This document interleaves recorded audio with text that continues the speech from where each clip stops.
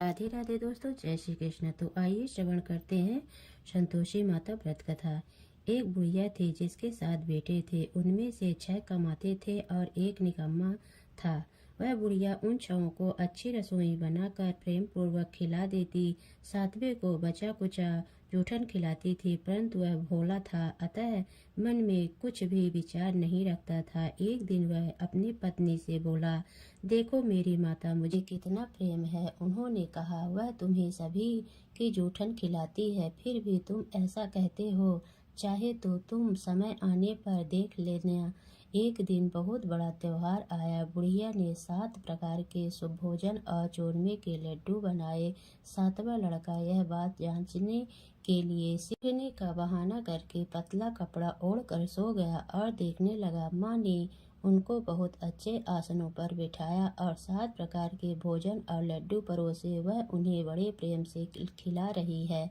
जब वे 6 उठ गए तो माँ ने उनकी थालियों से जूठन इकट्ठा की और उनसे एक लड्डू बनाया। फिर वह 7वें लड़के से बोली, अरे रोटी खा ले। वह बोला, माँ मैं भोजन नहीं करूँगा, मैं तो परदेश जा रहा हूँ। माँ ने कहा, कल जाता है तो आज ही चला जा। वह घर से निकल गया। चलते समय उसे अपनी पत्नी की याद आई, जो गौशाला में कंडे थाप रही थी। तो बोला, हम विदेश को जा रहे हैं, आएंगे कछुकाल, तुम रखियो संतोष से धर्म आपनो पाल। इस पर उसकी पत्नी बोली, जाओ पिया आनंद से हमारी सोच हटाए। राम भरोसे हम रहे, ईश्वर तुम्हें सहाय। देहु निशानी आपनी देख धरु मैं धीर। सुधि हमारी न बिसरइयो, रखियो मन गंभीर। इस पर वह लड़का बोला, मेरे पास कुछ नहीं है, यह अंगूठी है सो ले और मुझे भी अपनी कोई निशानी दे। यह बोली, मेरे पास क्या है, यह गोबर भरे हाथ हैं। यह कहकर उसने अपने पीठ पर गोबर के भरे हाथ के थप्पे मार दी। वह लड़का चल दिया। ऐसा कहते हैं इसी कारण से वह विवाह में पत्नी पति की पीठ पर हाथ का छापा बांटती है। चलते समय वह दूर देश में पहुंचा। वह एक व्यापारी की दुकान पर जाकर बोला, भाई मुझे नौकरी पर रख लो। व्यापारी को नौकरी की जरूरत थी, अतः बोला, तनख्वाह काम देख कर देंगे, तुम रह जाओ। वह सवेरे 7 बजे से रात की 12 बजे तक नौकरी करने लगा। थोड़े ही दिनों में सारा लेन देन और हिसाब किताब करने लगा। सेठ के 7-8 नौकर चक्कर खाने लगे। सेठ ने उसे 2-3 महीने में आधे मुनाफे का हिस्सेदार बना दिया। 12 वर्ष में वह नामी सेठ बन गया और उसका मालिक उसके भरोसे काम छोड़कर कहीं बाहर चला गया। इधर उसकी औरत को सास और जेठानियां बड़ा कष्ट देने लगी। वे उसे लकड़ी लेने जंगल में भेजती, भूसे की रोटी देती, टूटे नारियल में पानी देती। वह बड़े कष्ट से जीवन व्यतीत कर रही थी। एक दिन जब वह लकड़ी लेने जा रही थी तो रास्ते में उसने कई औरतों को व्रत करते देखा। वह पूछने लगी, बहनों यह किसका व्रत है, कैसे करते हैं और इससे क्या फल मिलता है? तो एक स्त्री बोली, यह संतोषी माता का व्रत है, उसके करने से मनोवांछित फल मिलता है। इससे गरीबी, मन की चिंताएं, राज के मुकदमे, कलह, रोग नष्ट होते हैं और संतान सुख, धन, प्रसन्नता, शांति, मन पसंद वर मिले व बाहर गए हुए पति के दर्शन होते हैं। उसने उसे व्रत करने की विधि बता दी। उसने रास्ते में सारी लकड़ियां बेच दी व गुड़ और चना ले लिया। उसने व्रत करने की तैयारी की। उसने सामने एक मंदिर देखा तो पूछने लगी, यह मंदिर किसका है?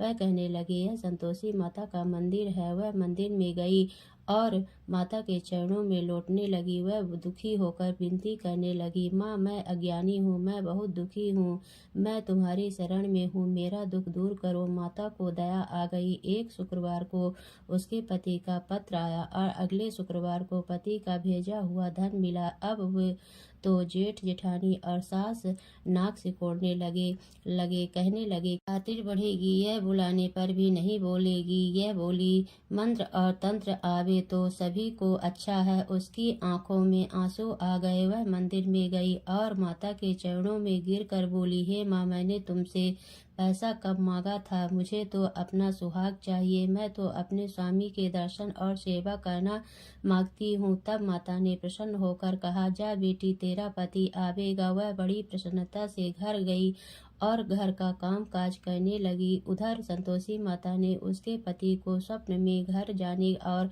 पत्नी की याद दिलाई। उसने कहा, माँ, मैं कैसे जाऊँ? परदेश की बात है, लेन देन का कोई हिसाब नहीं है। माँ ने कहा, मेरी बात मान, सवेरे नहा धोकर मेरा नाम लेकर घी का दीपक जलाकर दंडवत करके दुकान पर बैठना। देखते देखते सारा लेन देन साफ हो जाएगा, धन का ढेर लग जाएगा। सवेरे उसने अपने स्वप्न की बात सभी से कही तो सब खिल्ली उड़ाने लगे, कहने लगे कि कहीं सपनों की भी बात सत्य होती है। पर एक बूढ़े ने कहा, भाई, जैसे माता ने कहा है वैसे करने में क्या डर है? उसने नहा धोकर माता को दंडवत करके घी का दीपक जलाया और दुकान पर जाकर बैठ गया।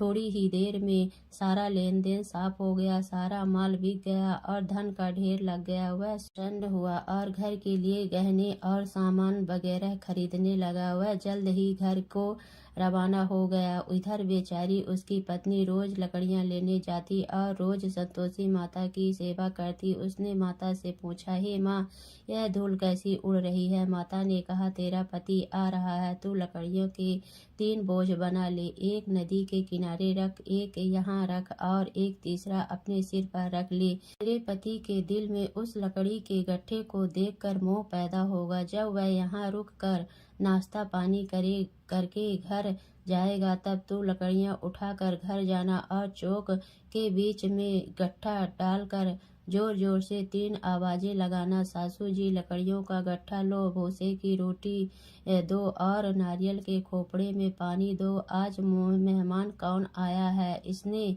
अम्मा के चरण छुए और उसके कहे अनुसार सारा कार्य किया। वह तीसरा गट्ठा लेकर घर गई और चौक के डालकर कहने लगी, सासू जी, लकड़ियाँ का गट्ठा लो, भूसे की रोटी दो, नारियल के खोपड़े में पानी दो। आज मेहमान कौन आया है? यह सुनकर सास बाहर आकर पट भरे वचनों से उसके दिए हुए कष्टों को भुलाने के लिए कहने लगी, बेटी, तेरा पति आया है, आ मीठा भात और भोजन कर और गहने कपड़े पहन। अपनी माँ के ऐसे वचन सुनकर उसका पति बाहर आया और अपनी पत्नी के हाथ में अंगूठी देखकर व्याकुल हो उठा। उसने पूछा, यह कौन है? माँ ने कहा, यह तेरी बहू है। आज 12 वर्ष हो गए यह दिन भर घूमती फिरती है, काम काज करती नहीं, तुझे देखकर नखरे करती है। यह बोला, ठीक है, मैंने तुझे और इसे देख लिया है, मुझे दूसरे घर की चाबी दे दो, मैं उसमें रहूंगा। माँ ने कहा, ठीक है, जैसी तेरी मर्जी। और उसने चाबियों का गुच्छा पटक दिया। उसने अपना सामान तीसरी मंजिल के ऊपर के कमरे में रख दिया। एक ही दिन में वे राजा के समान ठाट बाट वाले बन गए। इतने में अगला शुक्रवार आया। बहू ने अपनी माता से कहा, मुझे संतोषी माता के व्रत का उद्यापन करना है। वह बोली, बहुत अच्छा, खुशी से कर ले। जल्दी ही उद्यापन की तैयारी करने लगी। उसने जेठ के लड़कों को जिमने के लिए कहा। उन्होंने मान लिया। उन्होंने पीछे से उन्हें अपने बच्चों को सिखाया, तुम खटाई मांगना जिससे उसका उद्यापन पूरा ना हो। लड़के ने जीव कर खटाई मांगी। बहू कहने लगी, भाई, खटाई किसी को नहीं दी जाएगी, यह तो संतोषी माता का प्रसाद है। लड़के खड़े हो गए और बोले, पैसा लाओ। वह बोली, कुछ ना समझ सकी उनका क्या भेद है। उसने पैसे दे दिए और वे इमली की खटाई मंगा कर खाने लगे। इस पर संतोषी माता ने उस पर रोष किया। राजा के दूत उसके पति को पकड़ कर ले गए। वह बेचारी बड़ी दुखी हुई और रोती हुई माता जी के मंदिर गई और उनके चरणों में गिरकर कहने लगी, हे माता, यह क्या किया? हंसकर अब तू रुलाती है मुझे। माता बोली, पुत्री, तुझे दुख है कि तूने अभिमान करके मेरा व्रत तोड़ा है और इतना जल्दी सब बातें भुला दी। वह कहने लगी, माता, मेरा कोई अपराध नहीं है, मुझे तो लड़कों ने भूल में डाल दिया, मैंने भूल से ही उन्हें पैसे दे दिए। माँ, मुझे क्षमा करो, मैं दोबारा तुम्हारा उद्यापन करूंगी।